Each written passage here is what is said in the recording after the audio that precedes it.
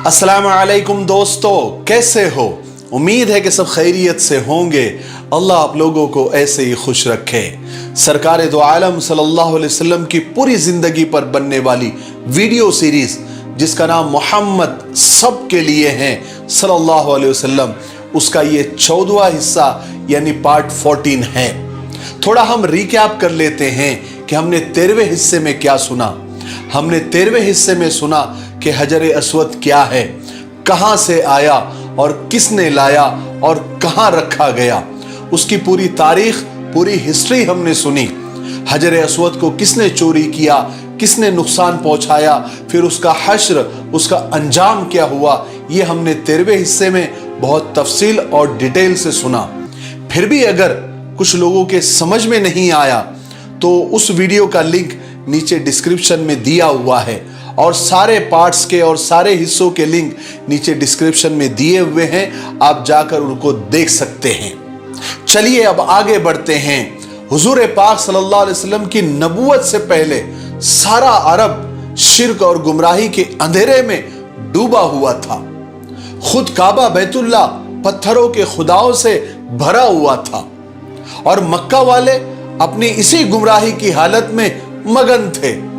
लेकिन ऐसा नहीं था कि सब लोग ही वैसे थे, क्योंकि हर जमाने में अच्छे और बुरे लोग होते हैं। कुछ लोग मक्का वालों में भी ऐसे थे जो मक्का वालों की इन हालात को देखकर दुखी रहते थे और इन सब बातों को वो बुरा समझते थे, शिर्क और गुमराही समझते थे।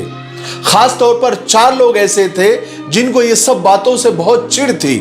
उनमें खास तौर से जो नाम है वो नंबर 1 ज़ैद बिन अम्र बिन नफील, नंबर 2 वर्का बिन नौफल जो हजरत खदीजा के चचाजाद भाई थे जिनका तस्करा हमने पिछले वीडियो में सुना, नंबर 3 उस्मान बिन हारिस और नंबर 4 उबैदुल्लाह बिन जहाश। ये चारों आलिम खुदा को एक मानते थे, शराब से दूर रहते थे, बुत परस्ती से दूर रहते थे और उनको बुरा समझते थे। जब ये चारों लोग जब अपनी कौम की ये हालत देखते तो उन्हें बहुत तकलीफ होती थी।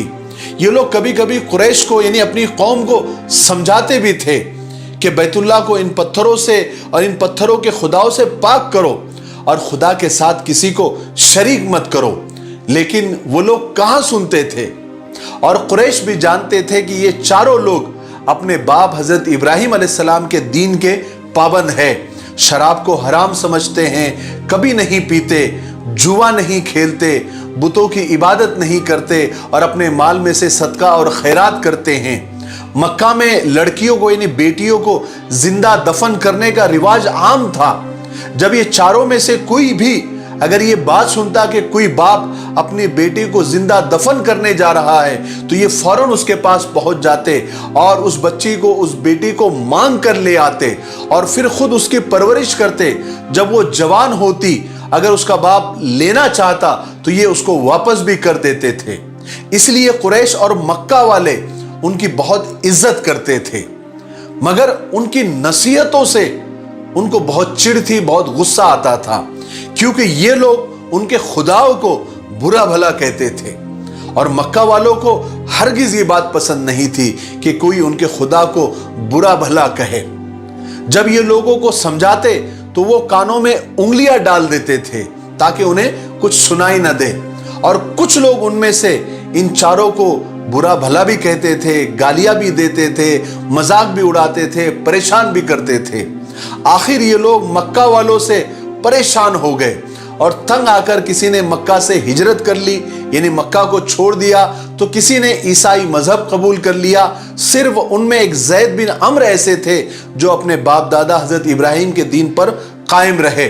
वो अक्सर काबे की दीवार के पास लग कर बैठ जाते और अल्लाह से दुआ करते रहते कि या अल्लाह, काश मुझे मालूम होता कि तुझे कौन सी इबादत का तरीका पसंद है तो मैं उस तरह से तेरी इबादत करता, मगर अफसोस कि मुझे वो तरीका मालूम नहीं है। उसके बाद वो रोते और अपने दोनों हाथों से अपना चेहरा ढांप देते और सजदे में गिर जाते थे। कुरैश ने हर ऐसे इंसान को बुरा भला कहा, गालियां दी, मजाक उड़ाया जिन्होंने उन्हें गुमराह कहा, उनके अकीदों को गलत कहा। लेकिन कुरैश वाले ये नहीं जानते थे कि वो नौजवान جس کو سب امین کہتے ہیں، جس نے سب کے دلوں میں گھر کیا ہوا ہے، وہ خود ان چاروں بزرگوں سے محبت رکھتا ہے، عقیدت رکھتا ہے، یعنی ہمارے پیارے نبی حضرت محمد صلی اللہ علیہ وسلم۔ لیکن اس وقت تک آپ پر وحی آنا شروع نہیں ہوئی تھی، مگر آپ ان سب سے دور اور بہت دور جا کر تنہائی میں بیٹھ کر خدا کو یاد کیا کرتے تھے اور دعا کیا کرتے تھے کہ یا اللہ ہمیں سیدھا راستہ بتا، صحیح راستہ بتا۔ اور وہ جگہ جہاں پر تنہائی میں بیٹھ کر حضور اللہ کی عبادت کیا کرتے تھے، وہ مکہ سے کچھ دور تقریباً 11-12 کلومیٹر کے دوری پر ایک پہاڑ ہے جبل نور، اس میں ایک غار ہے جس کا نام حرا تھا۔ وہاں پر حضور پاک صلی اللہ علیہ وسلم لمبے لمبے دن تنے تنہا اکیلے وہاں سکون کے ساتھ بیٹھتے اور کائنات کے بنانے والے کو یاد فرماتے تھے۔ ہر سال جب رمضان کا مہینہ آتا تھا تو آپ صلی اللہ علیہ وسلم سب سے الگ تھلگ اس غار میں جا کر بیٹھ جایا کرتے تھے۔ وہاں نہ شور و غل تھا، نہ کوئی ہنگامہ تھا، اس لیے آپ اطمینان کے ساتھ غور و فکر میں ڈوب جاتے تھے۔ آپ صلی اللہ علیہ وسلم کے پاس تھوڑا سا کھانا ہوتا تھا جو آپ خود ساتھ لے جایا کرتے تھے یا گھر والے آپ کو پہنچا دیا کرتے تھے، اور آپ تھوڑے سے کھانے پر گزارا کر لیا کرتے تھے۔ اسی طرح آپ کے دن اور راتیں گزرتی اور آپ سوچتے رہتے، جہاں حق اور سچائی کو دیکھتے اس طرف جھک جاتے اور جسے برائی سمجھتے اس سے پرہیز کرنے لگ جاتے۔ آپ سوچتے کہ جس دنیا میں آپ زندگی گزار رہے ہیں اس کی حیثیت کیا ہے، اس کا راز کیا ہے۔ آپ چاہتے تھے کہ یہ پردے ہمارے سامنے سے ہٹ جائے اور حقیقت کھل کے سامنے آ جائے۔ چنانچہ رسول پاک صلی اللہ علیہ وسلم اسی حال میں جوان ہوئے۔ اللہ نے آپ کو اپنی حفاظت میں رکھا اور تمام گندگیوں سے دور رکھا، پاک رکھا۔ اس کے بعد کئی سال اس طرح گزرے۔ رسول پاک صلی اللہ علیہ وسلم کے دن اور رات اسی طرح آپ گزارتے۔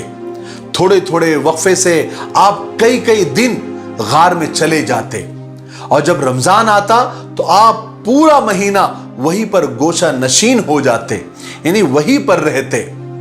پھر جب مکہ تشریف لاتے تو سب سے پہلے بیت اللہ جاتے، کعبے کا طواف کرتے، پھر حضرت خدیجہ اور اپنے بچوں کے پاس تشریف لاتے۔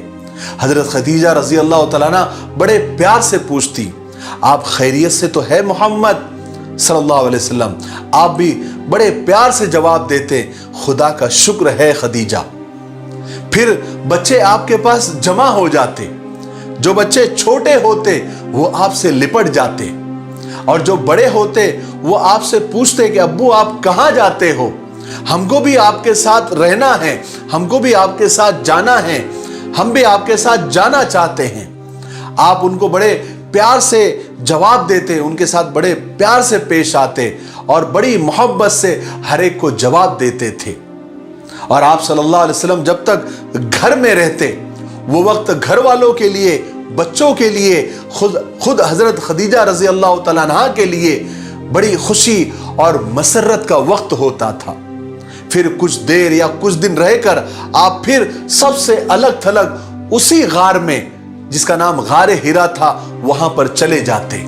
لیکن خوشی کی یہ گھڑیاں جو آپ بچوں کے ساتھ گزارتے وہ زیادہ دنوں تک باقی نہیں رہی، کیونکہ تھوڑے ہی عرصے کے بعد، تھوڑے ہی مہینوں کے بعد جو آپ کی نرینہ اولاد تھی، یعنی جو آپ کے بیٹے تھے، لڑکے تھے، وہ ایک کے بعد ایک اس دنیا کو چھوڑ کر چلے گئے، یعنی ان کا انتقال ہو گیا۔ سب سے پہلے بیٹے جناب قاسم کا انتقال ہوا، پھر جناب طیب کا انتقال ہوا، پھر اخیر میں جناب طاہر کا انتقال ہوا۔ سب ایک ایک کر کے اللہ کو پیارے ہو گئے۔ اس طرح آپ نے غم کے بڑے بڑے پہاڑوں کو برداشت کیا۔ سب سے پہلے تو آپ نے بچپن میں اپنے ماں باپ کو بچھڑنے کا صدمہ اٹھایا، اب جوانی میں اولاد کو کھونے کا غم برداشت کیا۔ صرف آپ کی 4 بیٹیاں، 4 صاحبزادیاں رہ گئی، جن کا نام حضرت زینب، حضرت رقیہ، حضرت ام کلثوم اور سب سے چھوٹی حضرت فاطمہ رضی اللہ تعالی عنہما۔ جب حضرت زینب رضی اللہ تعالیٰ عنہ جوان ہوئی تو آپ صلی اللہ علیہ وسلم نے حضرت خدیجہ رضی اللہ تعالیٰ عنہ کے بھانجے جناب ابو العاص ابن ربیع ابن عبد شمس سے آپ کی شادی کروا دی۔ اس کے بعد آپ کی دوسری بیٹیاں حضرت رقیہ اور حضرت ام کلثوم کو اپنے چچا ابو لہب کے 2 لڑکے عتبہ اور عتیبہ سے نکاح کروا دیا۔ اب آپ کے پاس صرف آپ کی چھوٹی بیٹی حضرت فاطمہ رضی اللہ تعالیٰ عنہ رہ گئی، جو ابھی بچی اور کم عمر تھی۔ اس کے بعد آپ کا کوئی بیٹا نہیں ہوا، لیکن خدا کے فضل سے آپ کو ایک ایسا بیٹا مل گیا جو آپ کے لیے اولاد جیسا ہی تھا اور آپ اس کے لیے باپ جیسے ہو گئے۔ ہوا یہ تھا کہ ایک مرتبہ حضرت خدیجہ رضی اللہ تعالیٰ عنہ اپنے بھتیجے حکیم بن حزام سے ملنے کے لیے گئی۔ اس کے پاس ایک خوبصورت لڑکا تھا جس کا نام زید بن حارثہ تھا، جو انہوں نے یعنی حکیم بن حزام نے اوکاس کے بازار سے اس کو خرید کر لے آئے تھے۔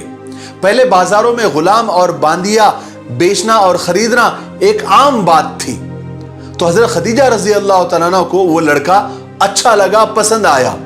انہوں نے اپنے بھتیجے کو پیسے دے کر اس کو خرید لیا اور خرید کر اپنے گھر لے کر آئی۔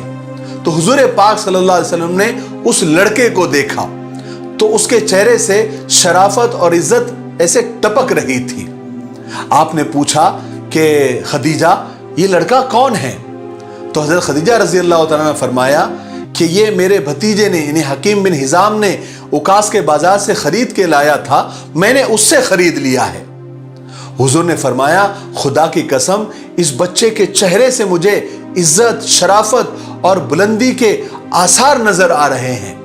آپ صلی اللہ علیہ وسلم نے اس لڑکے سے پوچھا بیٹے تمہارا نام کیا ہے؟ تو لڑکے نے جواب دیا کہ زید بن حارثہ۔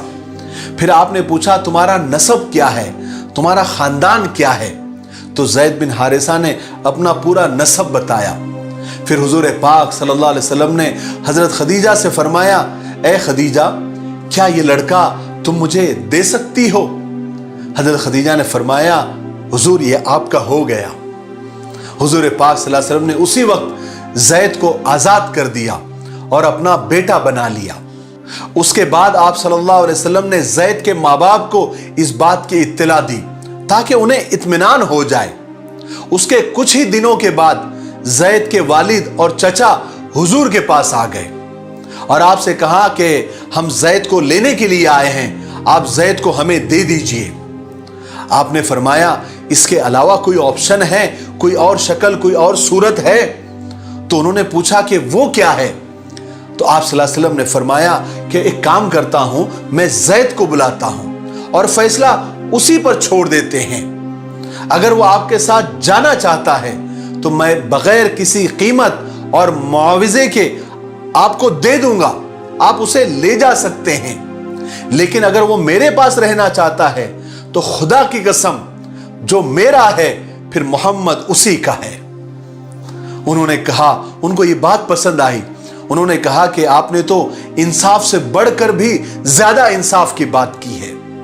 چنانچہ رسول پاک صلی اللہ علیہ وسلم نے حضرت زید کو بلایا اور فرمایا کہ زید میں تمہیں اختیار دیتا ہوں، چاہو تو ان کے ساتھ چلے جاؤ، چاہو تو میرے پاس رہو۔ حضرت زید نے جواب دیا کہ میں نہیں جانا چاہتا، میں آپ ہی کے ساتھ رہنا چاہتا ہوں۔ زید کے باپ حارثہ کو غصہ آ گیا، انہوں نے زید کو ڈانٹ کر کہا کہ تم اپنے ماں باپ کے مقابلے اور اپنی قوم کے مقابلے غلامی کو پسند کرتے ہو؟ تو حضرت زید نے رسول پاک صلی اللہ علیہ وسلم کی طرف اشارہ کر کے فرمایا کہ انہوں نے مجھے غلام بنا کر نہیں رکھا ہے، بلکہ میں خود اپنے دل سے ان کے سائے میں پوری زندگی بتانا چاہتا ہوں۔ سبحان اللہ۔ پھر آپ صلی اللہ علیہ وسلم نے زید کے ابا کو یعنی ان کے والد کو اور اطمینان دلانے کے لیے زید کا ہاتھ پکڑا اور قریش کے مجمع کے پاس یعنی سب لوگوں کے سامنے جا کر کھڑا کیا اور ہاتھ پکڑ کر قریش کے مجمع سے کہا کہ سن لو آج سے یہ زید میرا بیٹا ہے۔ یہ سن کر حارثہ کو یعنی زید کے ابا کو اطمینان ہو گیا اور وہ زید کو چھوڑ کر واپس اپنے علاقے میں چلے گئے۔ उसके बाद मक्का में एक बहुत बड़ा कहत और दुष्काल पड़ा। चूंकि अबू तालिब की बहुत सारी औलादें थी और अबू तालिब कोई मालदार आदमी भी नहीं थे, मुफलिस और गरीब थे, तो कहीं चचा इस दुष्काल से, इस कहत साली से परेशान ना हो जाए। इस वजह से आप सल्लल्लाहु अलैहि वसल्लम अपने दूसरे चचा हजरत अब्बास के पास गए। ये चचा बनी हाशिम में बहुत मालदार थे।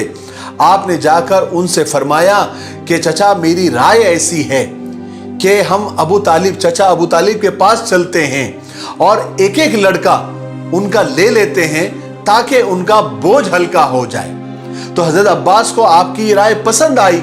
चुनांचे दोनों चचा अबू तालिब के पास गए और उनके सामने ये दरख्वास्त पेश की। तो अबू तालिब ने कहा कि आपकी राय अच्छी है, उसके लिए शुक्रिया, लेकिन मेरा जो बेटा अकील है, इसके अलावा आप जो चाहो, जिसको चाहो आप ले जा सकते हैं।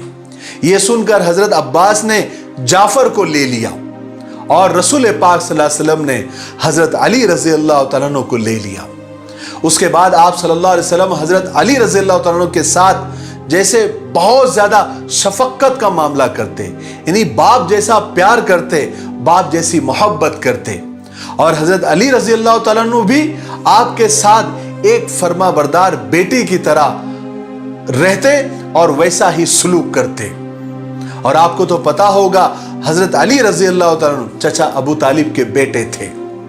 आज के लिए इतना काफी है, इसलिए आज यहीं पर रुक जाते हैं क्योंकि वीडियो ज्यादा लंबा हो रहा है। आगे के वीडियो में यानी 15वें हिस्से में पार्ट 15 में हम नबूवत का वाकया और वही नाजिल होने का और हजरत जिब्राइल से मुलाकात का और क्या क्या अजीब वाकयात हुए वो हम 15वें हिस्से में इंशाअल्लाह सुनेंगे। तब तक थोड़ा इंतजार करें, आप अपने वादे पर कायम रहें। इन सीरीज के वीडियो को आप ज्यादा से ज्यादा शेयर करें ताकि आप सल्लल्लाहु अलैहि वसल्लम की जिंदगी की जो मालूमात है, सीरत मुबारका है, ये ज्यादा से ज्यादा लोगों तक पहुंचे और आपके लिए सदक़े जारिया बने। मुझे उम्मीद है कि आप ऐसा ही करेंगे। मेरे लिए, पूरी उम्मत के लिए और पूरी इंसानियत के लिए खैर और भलाई की दुआ करते रहें। अस्सलामु अलैकुम व रहमतुल्लाहि व बरकातुहू।